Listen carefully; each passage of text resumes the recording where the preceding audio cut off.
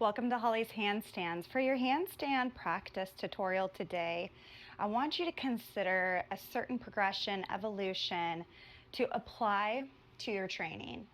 Now, the key here is repetition. That means you have to do it over and over and over again, and you have to show up consistently. The best way for you to build the strength and flexibility necessary to handstand is to begin with arm balancing. Make a goal for yourself to practice one arm balance a day.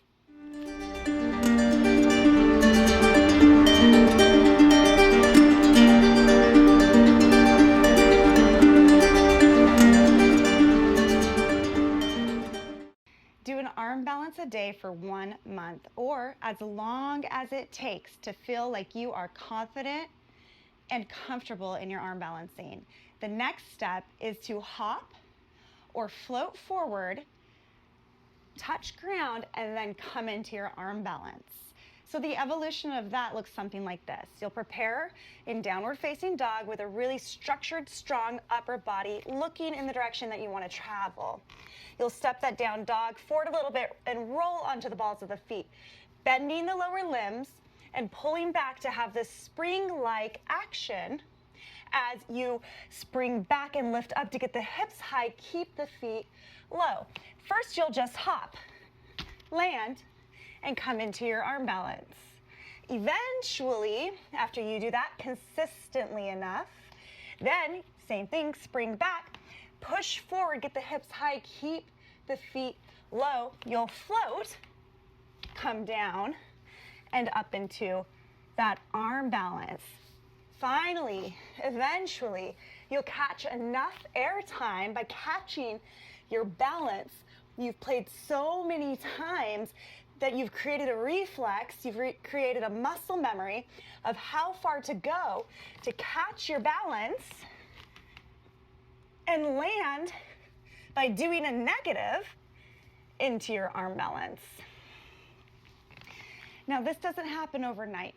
Arm balance at least for a month, and then practice that hop forward at least for another month, if not 2, if not 3, for that advanced skill. And then we can start working on our negatives in handstands. When you get to that stage, you hop up into your handstand, and then the goal is going to be to keep your handstand shape low. Tuck, straddle,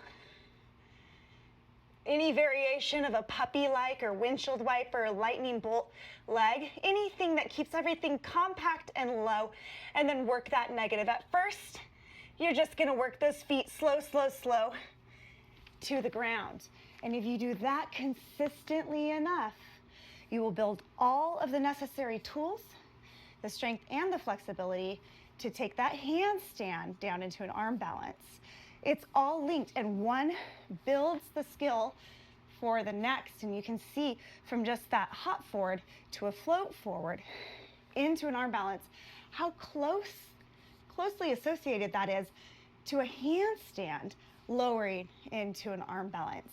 And eventually, what comes down must go up. And I know I say do this one thing for at least a month, this other thing for at least a couple months. The next one, it's going to take at least a few months.